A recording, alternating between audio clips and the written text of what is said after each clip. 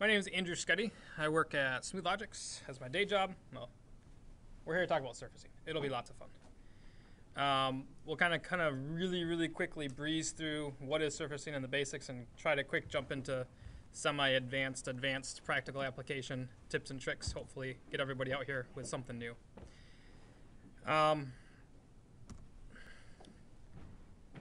Who has used surfacing in some way, shape, or form, repaired, imported geometry, played around with it? Okay, so most everybody. This is going to be fun. It's a lot of fun. I like surfacing. Some of my best time is spent in front of SolidWorks using surfacing. A little bit about me, my day job, I work at SolidWorks. I teach at a local college here at night, SolidWorks, which is lots of fun. I've worked a few different jobs in the industry, from machinist, machine builder, so on and so forth, and worked in a few different industries as a designer. I've used SolidWorks for a little while. It's a lot of fun. Love it every day. Excuse me. I'm not going to read all this. As Jason was saying in announcements, you can download this, so if we breeze through it, you can download and read it later. But in summary, a surface is a zero thickness geometry body. So if you think of building something out of paper, except the paper being zero thickness, you have to cap every hole and everything. It's not like a 2x4 where it has inherent thickness. Often when you import something, and we'll play with this model a little bit, but you get the surface in the tree and you try to draw a circle on it and you do cut extrude, and it won't cut extrude through the surface because there's nothing to cut. It's not a solid body, and your solid features, most of your solid features just don't work. It sounded like most everybody had worked with surfacing, so I'm not going to belabor the point of what is surfacing. There are some similar and common features. So your sketching remains the same. Fillet chamfer works in both environments, which is really handy. Mirror, reference geometry, delete, replace face, move face, those type of things. And then there's really similar features like extrude, revolve, sweep, loft, trim. So if you know how an extrude or revolve works in solid modeling, surface is a logical extension of it, and it's not a very steep learning curve. And then there's some unique features to surfacing. We'll hit most, if not all of these, playing with models. But you have unprecedented control with surfacing because you work on explicit faces instead of a bound profile that has a three-dimensional adaptation that you have to deal with. This is the standard surfacing tab, sort of. I encourage everybody to add heel edges and mirror, because they're not included, but they're used a lot, especially the heel edges. I don't know why they're not there by default.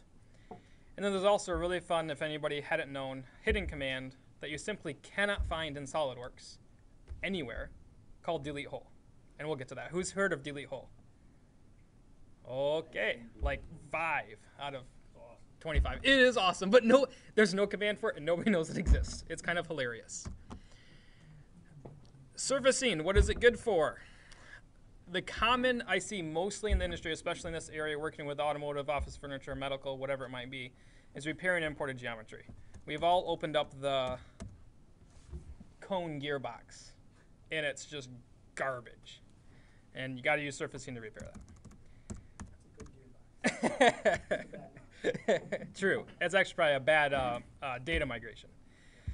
Modeling fixtures and working with imported geometry. So a lot of times we get an automotive part or we get a office furniture part or something, we got to create nesting or fixturing, or we have to hold that part somehow, and we often use surfacing for that. Assisting with solid modeling. Sometimes when you're doing something in solid modeling, you can inject a surface feature to create some complex geometry or do something that you couldn't otherwise do easily with traditional solid features. And we'll cover all this. Creating models that aren't solid feature friendly. There's a bunch of sketches and planes for a bottle that we'll be playing with. That's just not solid feature friendly. Reverse engineering models from partial data set scans, CMM, etc. I did that for a few years. That was lots of fun. And we'll also have a quick demo of that. And then organic surface modeling, consumer product, industrial design, just more of the artsy type. Make it look pretty, move that up a little bit, and dimensions are irrelevant. Who likes that modeling, by the way? Nobody. It's all right. It's an acquired taste. I'm going to try to kind of power through tips and tricks while jumping into SolidWorks and opening models and showing unique features and walking through some of this. So again, 45 minutes, a lot to cover. I'll try to ask questions as we go and explain things if we need to, but I'm going to try to move through this pretty quickly, and I encourage you to download the presentation, the source materials. You'll not only get the PowerPoint presentation, you'll get every single SOLIDWORKS file that I show you tonight. So it'll be a fun download. We're going to start with just going over general features. So you have your surface extrude. That should be up there. So you have your planar surface, which is if you have a sketch or entities all on a plane, you can click planar surface up here, and it will just create a flat surface for you. Really magical. Surface extrude, you can create any type of a profile and extrude it just like you would a solid model, except there's no 3D content to it. So you just have surface geometry. And I'll demonstrate the measure thing.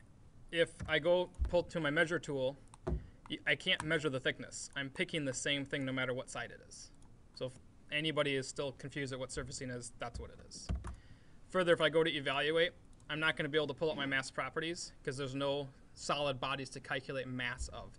Even its enclosed surface volumes don't have an inherent mass until it's turned into a solid, which we'll talk about. Sweeps, or revolves, sorry, sweeps, lofts, and then I just use a traditional fillet feature to demonstrate that some features transition environments, surface or solid. Any questions on that? Everybody tracking so far? Who's learned something new so far? Hopefully nobody. Oh, okay. Okay, hopefully somebody. We haven't gotten to the fun things yet. That's why I say nobody.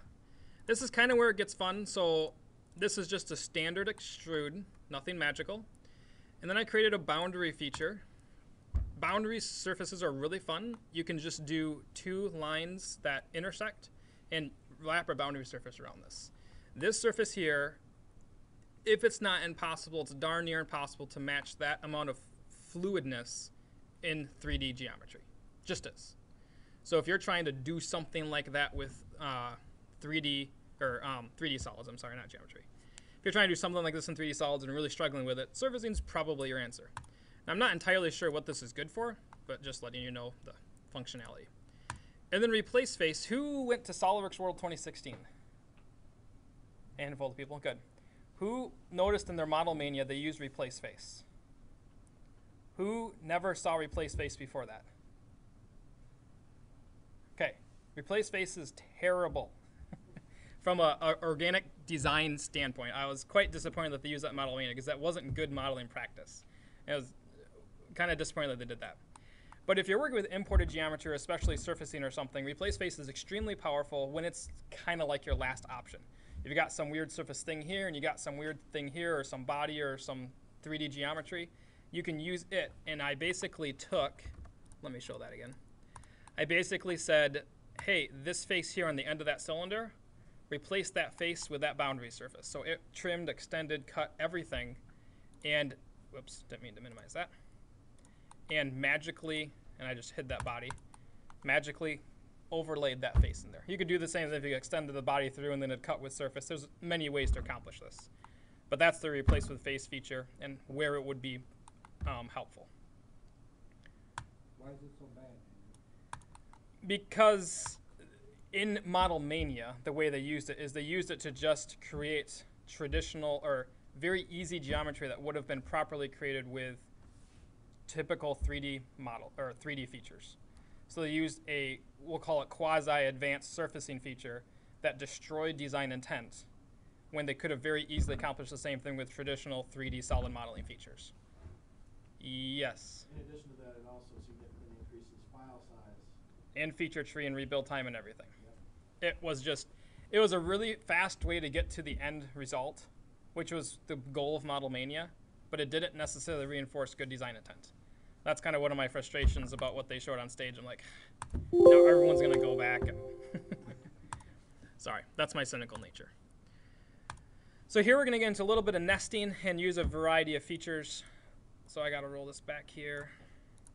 Okay, so roll that back more. So here's the leading, and I'll use this a little bit. This is my classic surfacing example. But this is the leading part of a door handle for a car. That's your keyhole. And then your grip would be over on the, well, right-hand side for you guys. Right-hand side for me too. And so the first thing I want to do is offset my surface. So the nest that we're going to machine or cast or whatever it might be is I want 5 thousandths bigger because I really trust this injection molder. I don't know. And so here's the delete hole command that I was talking about. Todd, you were saying you know this. So here's the thing with delete hole. If you have a hole, and you can even do it more complex than the example here, but generally if you have a hole or multiple holes spanning one or multiple surfaces that can fully trim themselves on an untrim extend command, which we'll get to later. If you click on the edge of that hole and hit your delete key, or right click and delete edge. Now again, this is not a feature found in any command, any toolbar, anywhere. You have the option of deleting the feature, which we would all expect, and the option of deleting the hole. Deleting the hole will delete the hole and untrim the surface body. Now, I showed this to somebody a couple years ago, and they're like, that is the best thing ever. And I was at their company a year later, and I see like 300 delete holes in their feature tree.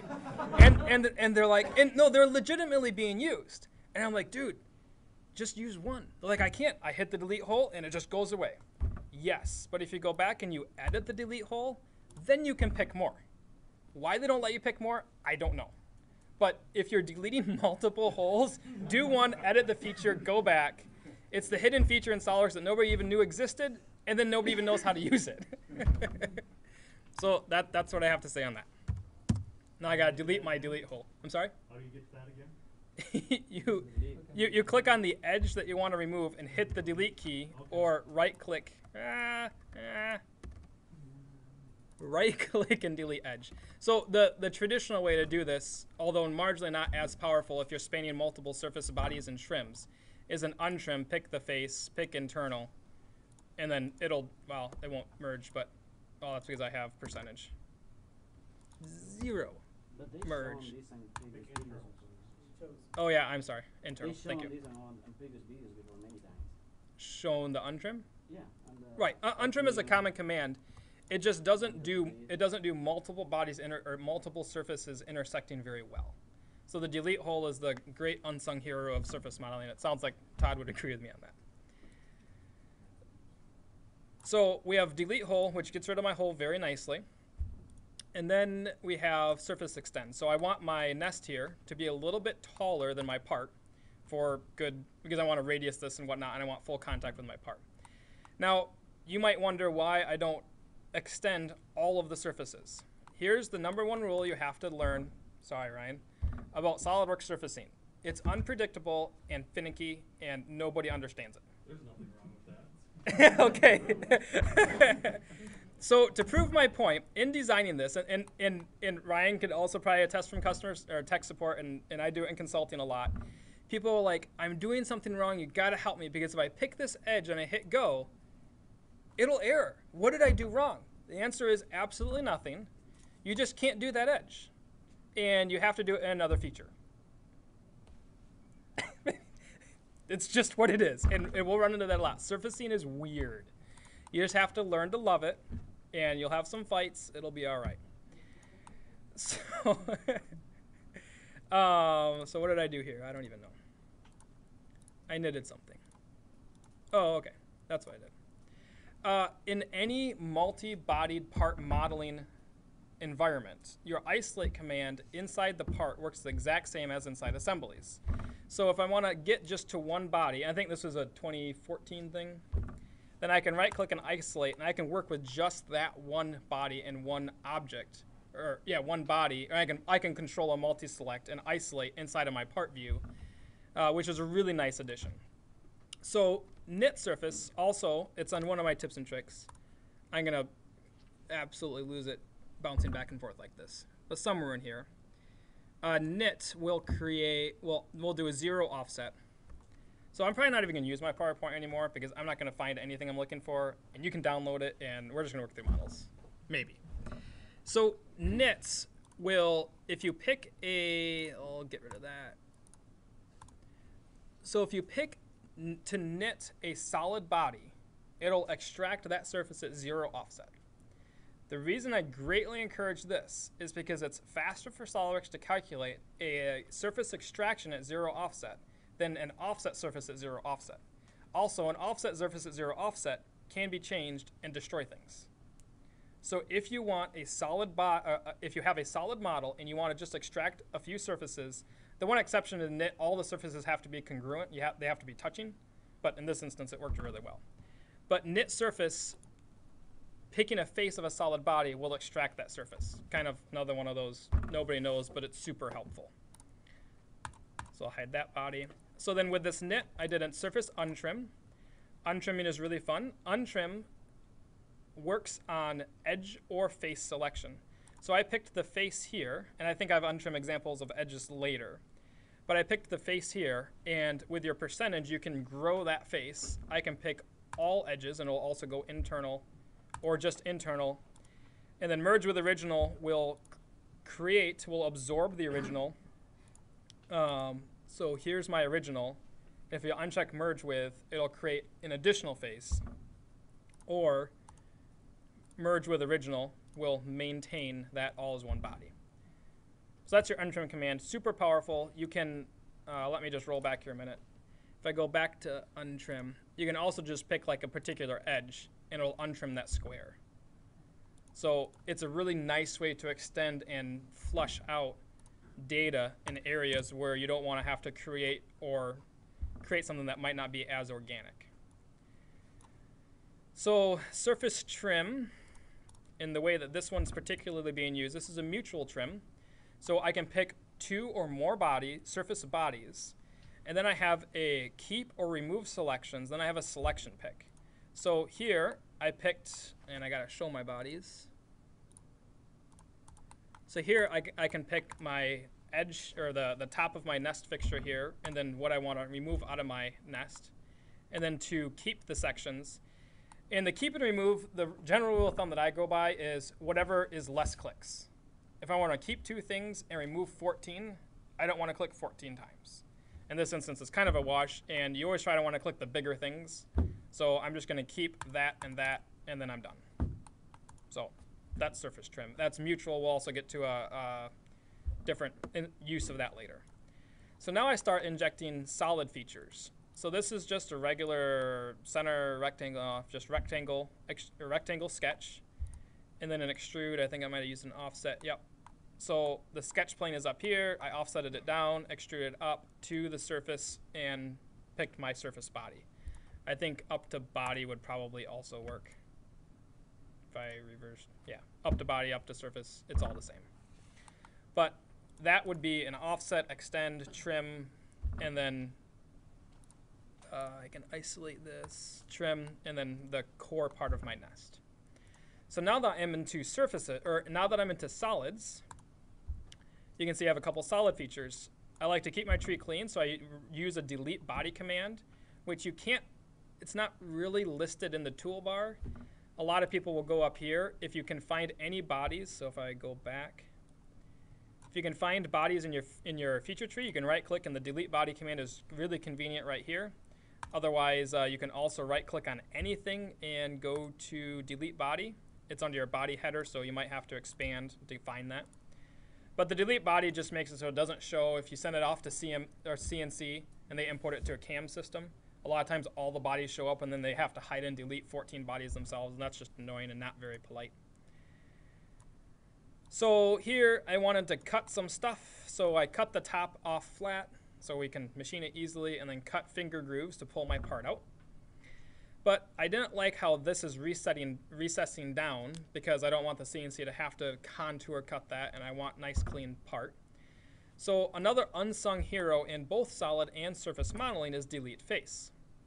Again, it's not really a feature that you can find in your feature bar. It's just not there by default. But the delete face with patch option is phenomenally powerful. Regular delete face simply removes the face. So you can now see I'm kind of looking through my surface body, and I blew my solid body into surfaces. So you can see my surface body came back here in my feature tree. If we roll up, I've got all solids. If we roll down, I've now just cut a hole in it, and bam, my solid model is now a surface model. usually not the direction you want to go. Almost always you want to go surface to solid. So if you pick the delete and patch, what it's going to do in the background in one very convenient command is it's going to delete that body and then surface untrim all the remaining surfaces until they touch and then knit it and make it all a solid again. So it's like 5 commands in one. Super awesome. Use it a lot.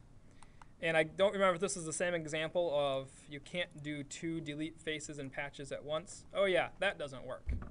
But if you do 2 features, no problem. That should work, by the way. But you agree. I agree. So again, if surfacing isn't working right for you, just try to be a little bit more nice, and then it might cooperate. And then the rest of this is pretty ho-hum. Put in some holes and dowels and fillets, and you now have a, come on, show. You now have a part fixture. So who learned something in that? Yes! My work here is done. Oh, crap. All right, we got more. What's the difference between the delete and patch and the delete and fill? Good question. I don't use fast clicking on a mouse. What was that in there in the back? Hey, I gave all of you fair warning. I'm going to go really fast. We got a lot of material. You can download the presentation. I'll give you all of the models. Who wants me to slow down? Ha! Speed it up, Andrew. All right. So this is another delete face example. I'm sorry. What's the difference between delete and patch and Yes, delete and fill? I'm going to show you right now. Very next part. Great timing. This is where the delete and patch works really, really well. So I don't want this knob. Maybe it was bad data, maybe whatever. And I've got 4 surfaces I'm going to impact in here. This rim here, these 2 lofted things, and then this cylindrical object. Delete and patch, again, is very powerful because it will plain delete out the face. And I'll just pick delete normal. It'll delete out the face. So I've now got this big ugly hole, which this was surface already, so it doesn't really matter at that point. But now I would have to take probably 10 features and start untrimming and extending and knitting and trimming and then making all this happy. If I just pick the delete and patch, it'll automatically patch all the surfaces together and clean up my geometry. The fill is basically going to do a delete face and then run the surface fill command all in one feature. And you only have one option, tangent fill. So if I do that, it'll literally lay in a face and just tangent fill it, which that looks awesome. If we turn off the tangent fill, it might get a little bit nicer. Oh, that'll just not work. At least you get a show preview of it not working. So delete and patch, I never use the delete and fill because if I'm going to fill, I want to use the fill command where I can have guide curves and tangent and the other curvature, thank you. I have a lot more control in the fill command. And then I don't like combining those type of commands because if something goes wrong and one of my commands disappears, then I've got, or one of my features disappears, and I got like 3 commands stuck in that feature that all went away. I like having the tree and having the control. I'm all about control, as everybody who uses SOLIDWORKS has to be. So then there's another delete face here. What did I, okay, so this kind of answers your question here. I just outright deleted these. I didn't want them at all. And then I did a surface fill to just lay that surface back in to close up the model. But I would do that as individual features because I get a lot more control. All right, we're making time. This is good. Did that, okay. So here's the artsy-fartsy, make it a little bit bigger, a little bit smaller, whatever. I designed this quite a while ago for a customer, and I thought I made a good model, so I just designed it again the other day because I couldn't find the model.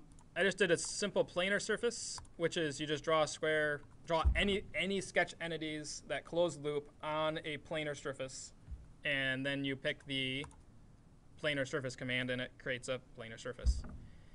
And then the freeform command, which I've honestly not played around with a lot, it frustrates me because you don't have the control that I want. But basically, you can add curves. So you have a grid down here that you can change the density on, which is nice. And then wherever I click, it'll add one of these green lines. And then wherever it adds one of those green lines, you can go to add points, and you can add points along those green lines. And then you can freeform and drag and drop that surface around. So it looks something like this. Now these points you can kind of control because you have these triad inputs. So you can semi-intelligently dictate where these points end up in space. But, and I don't play this feature a lot, so I'm nowhere near the expert that I should be, that I would like to be. But I don't think you can accurately place the points. The points are placed wherever you randomly happen to click, but you can accurately place that point somewhere in space. So if you click a ½ inch off, you can put it right in the middle, but that doesn't help because you're stretching your surface in the middle. So you pretty much just have to make your mesh fine enough, zoom in far enough, and make sure you click accurately enough, or you're hosed. Is that positive enough? But you can make kind of cool things. So here's kind of a neat little English wheeled stamped something, stainless steel wash sink something that somebody put in their house somewhere. So here's another, so here's a surface extrude. So just like a normal extrude, I just draw a line, but not a closed loop because you don't need it with surfaces, and then just laid a plane in there to cut the bottom of that off flat. And use surface trim again. So this is a mutual trim. So I picked my bowl and my face, picked what edges I wanted to keep, or what surfaces I wanted to keep. Again, the fillet command is generic through all environments. So if you're, you love your fillet command, use it exactly as you used to. Extended a flat piece off the back, knit those together. Here's a trim with sketch. So trim with tool, I think it's called. Trim tool, or standard, and then pick your trim tool. So I wanted these edges radiused, and again, the fillet doesn't work here because there's nothing to fillet. If I pick fillet and I want to try like pick that edge, there's no edge to pick on the point. So you can't fillet this as in if this was like sheet metal because there's no thickness to select. So you got to draw in sketches, and in this instance, I did the hole in the back for the water faucet, the drain, and then the two edges to make my part. To put the holes in the part that I need.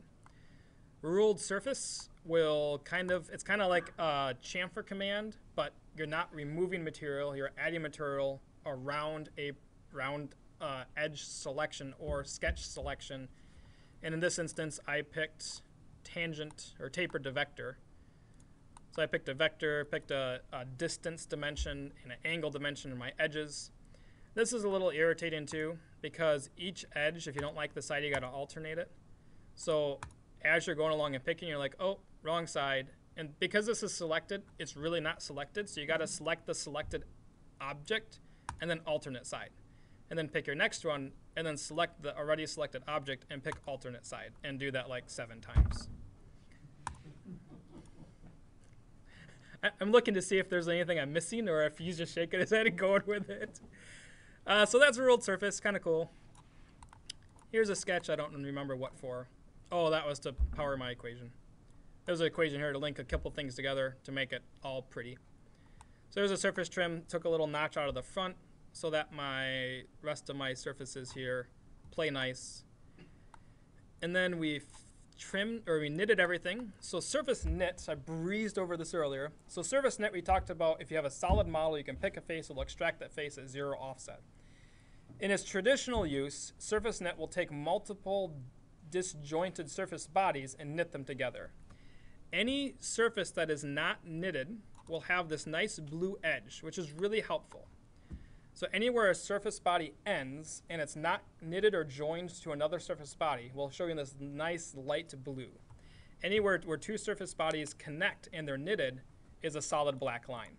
So you can kind of see here I've got a bunch of unknitted surface bodies, and after you run the knit command, they all turn black, as they should, except for where they're not touching, which they're not supposed to.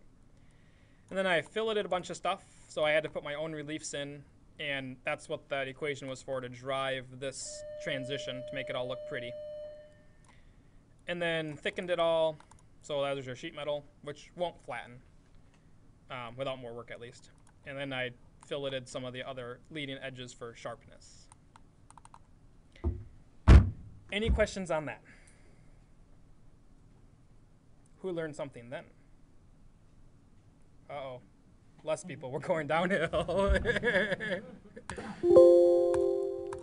I guess the real question is who learned something and is likely to apply it.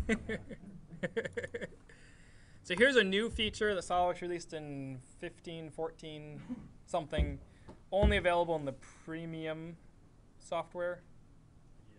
I think it's a premium thing for whatever reason. But again, same part. I knitted this surface to extract it from the solid model, like so. Untrimmed the surface to get rid of the hole because you can't flatten stuff with holes.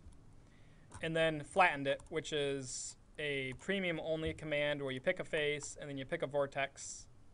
I messed that up a lot. And then it will flatten it in some magical algorithm that probably doesn't account for shrink or stretch, or it's no material selection. It doesn't matter. It's just something kind of close that looks cool. 2016 you can do polls. Oh, sweet.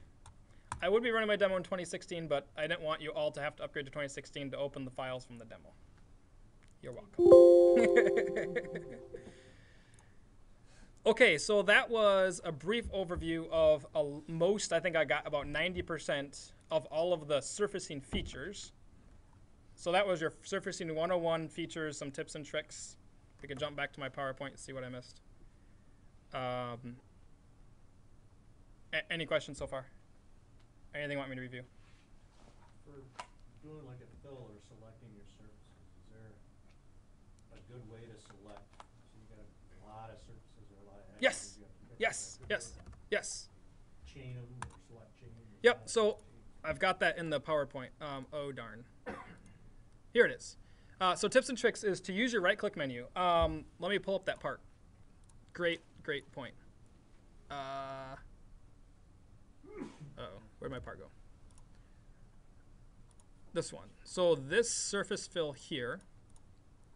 So here's the point. And this also goes to the heel edge thing. But if I want to surface fill this, I gotta pick and pick and pick and. Everybody see where I'm going with this? Sucks. You can right-click, and there's some really nice selection options. There's select tangency, which this will get some of it, but the tangency went beyond the hole that I'm trying to fill because it just followed tangency. It followed edge tangency. So that's not always what you want. You can also select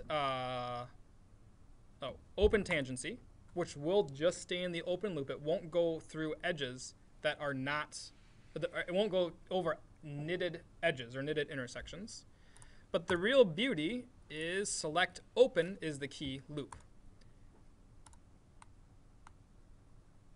Now it has to be knitted first. So run a knit command, get all your surfaces together, select open loop like 4 clicks, and you can select 300 entities and knit them all together. It's fabulous. It's those sliver edges too. Oh yeah. Where? Yep. Yep. Any other questions? That was good. Keep them coming. Okay. Data import. So this is really fun. I think this is CATIA, or Inventor, I believe. I think Inventor will allow surfaces to touch but not be trimmed. So SOLIDWORKS will not allow a self-intersecting surface. It's basically zero geometry. So if you've ever tried to have a half-inch block and put a half-inch hole exactly in the middle, SOLIDWORKS says can't do it, even though that's one of the top requests for 10 years now. SOLIDWORKS says I can't do it because it's zero geometry. Right where the tangent of that hole touches the block, it can't calculate that. So this is a self-intersecting surfacing model. So SOLIDWORKS opened this as surfacing because it says this surely cannot be a solid because it is self-intersecting and has zero thickness geometry. That corner right there. I don't know how else to explain that.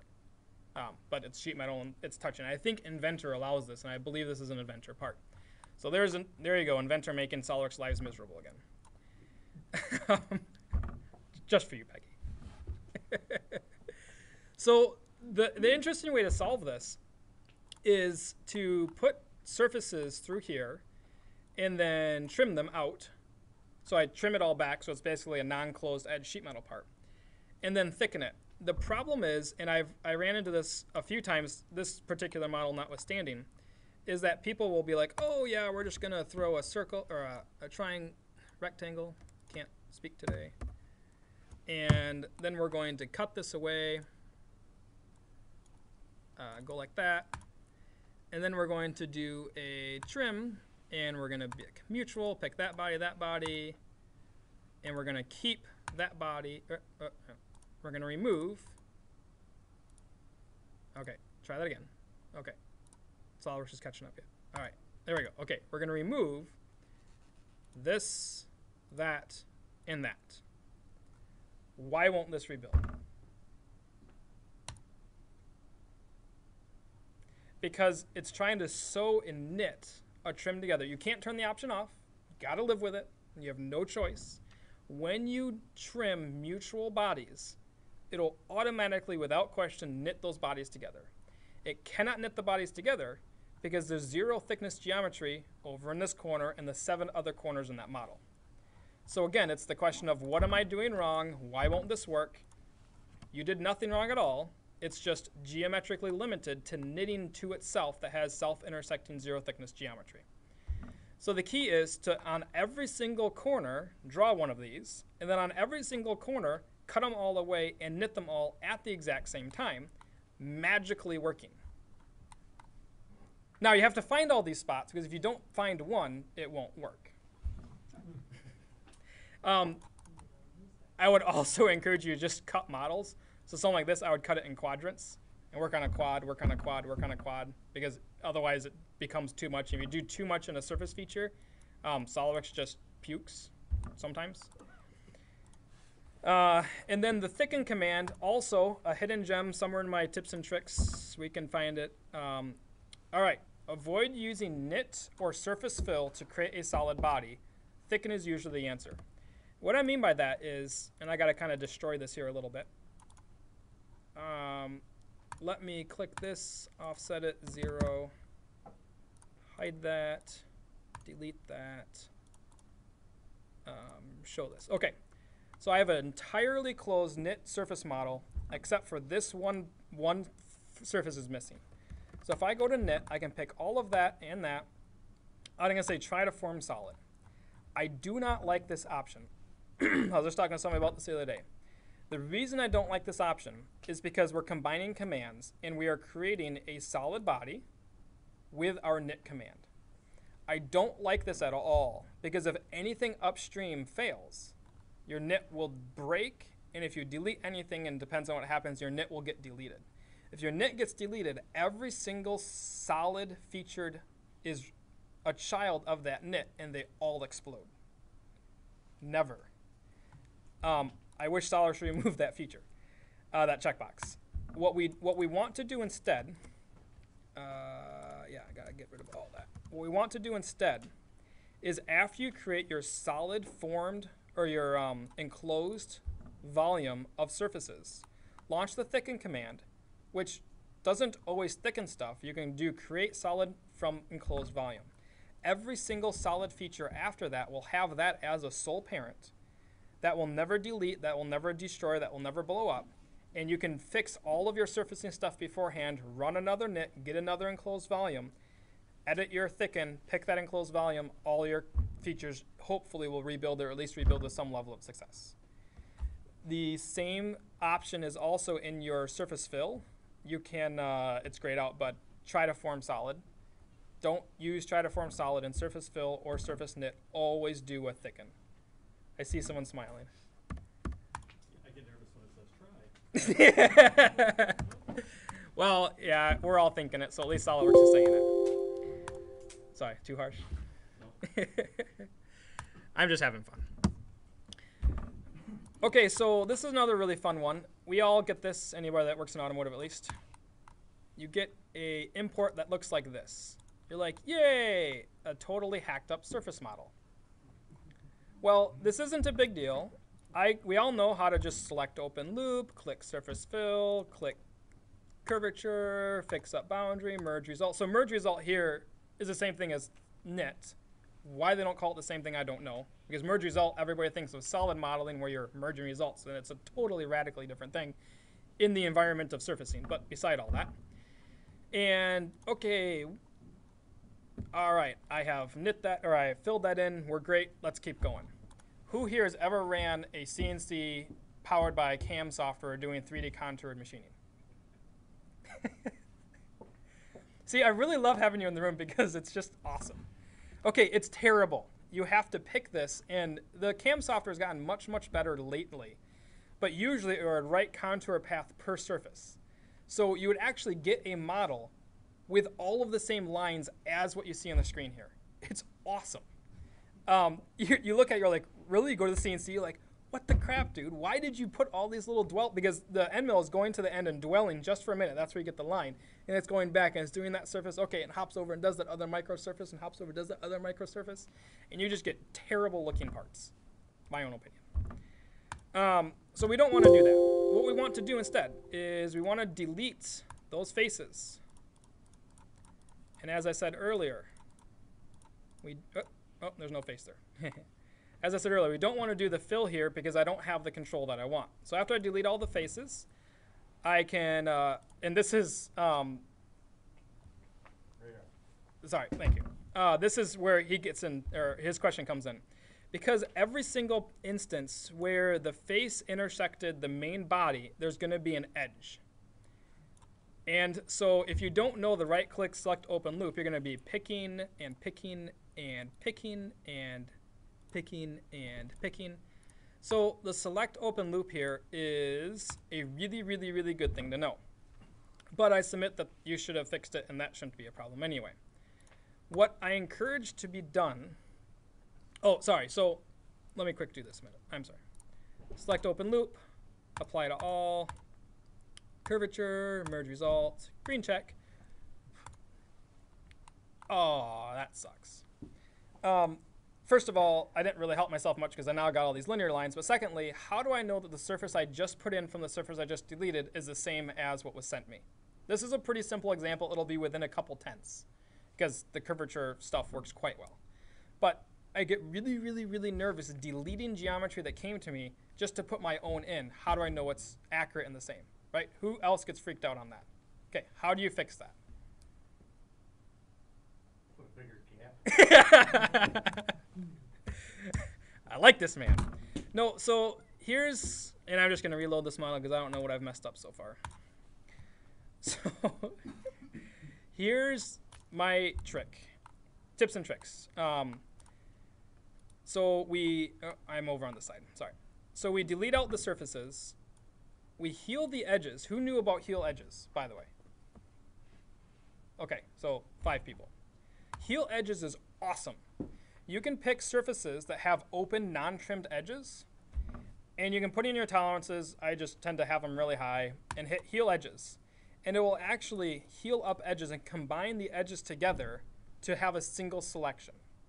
So after I heal edges, if I didn't know about the right-click select all thing, or select open loop, I now actually only have 4 edges to pick because healing combined those all together. So if you don't know at least about the one tip and trick, use the other one to save yourself some clicks. So heal edges is awesome. And then the surface fill, wait for it. So we're down to here. So heal edges is awesome. And then you can run a surface fill, which will be a very, very, very nice, clean surface. But I'm still not confident that I replaced the surface in the same place as I removed. So to do that, before we delete the face, take a 3D sketch and place just a bunch of points randomly on the surface that you're removing. After you do that, in the surface fill, it's kind of a miswording because they say constraint curve. You don't have to pick a curve. You can pick points in space. So with this, I can pick, so you can kind of see how the surface now is not necessarily touching those points. It's a little over, it's a little under. I can pick all of those points as one sketch, and it will pull that surface up to those points to exactly match the geometry I just removed. Oh, that's very nice. What? No, I'm not out of time. Okay then. I'll tell them. You got a minute yet. Oh, dang it. All right, well, that was my best trick. So, so that's really helpful. It will help. And then also, if you're doing modeling, go to evaluate. Your zebra stripes are super helpful to know your curvature continuous of your model.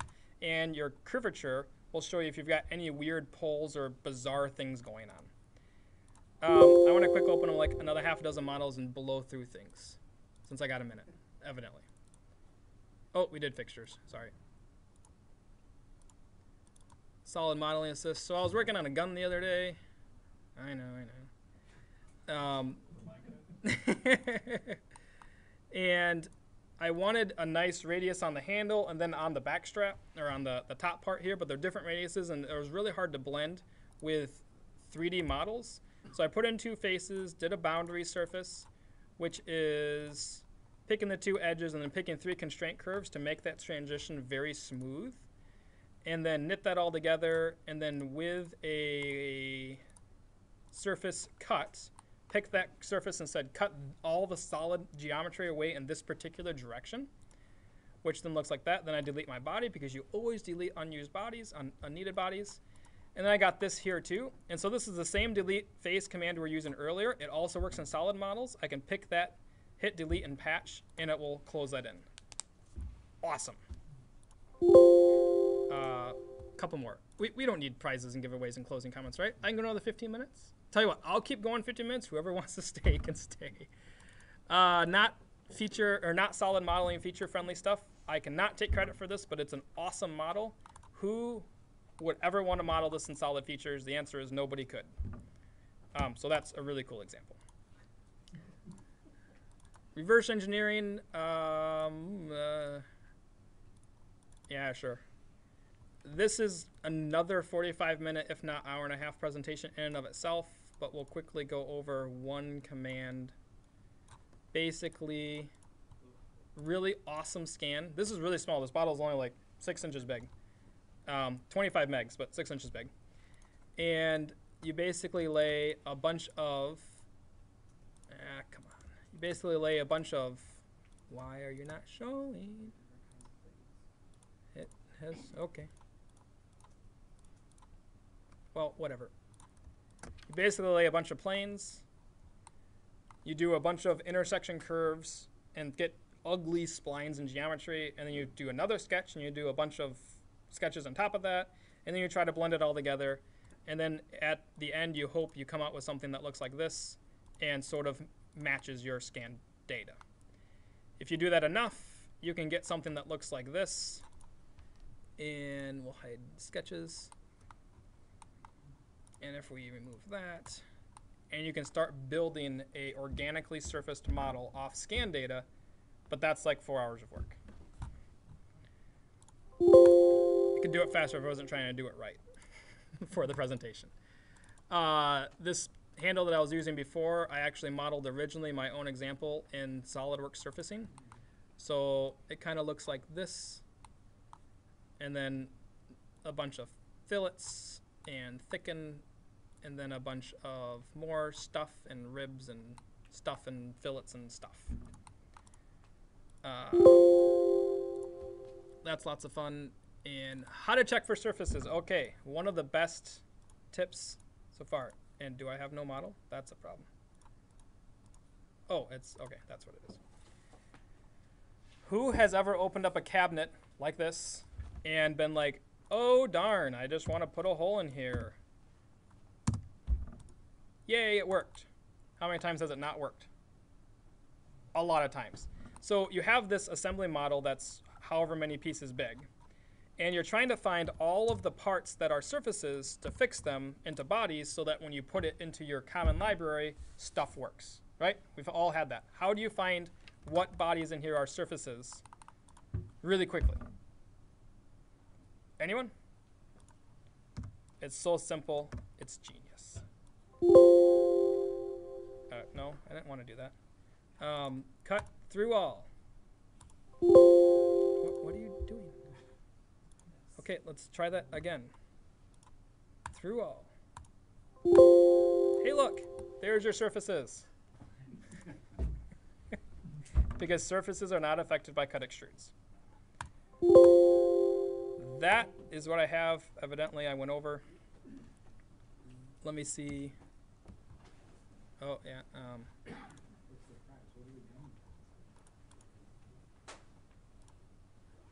Is this working at all? Nope. Oh, darn it.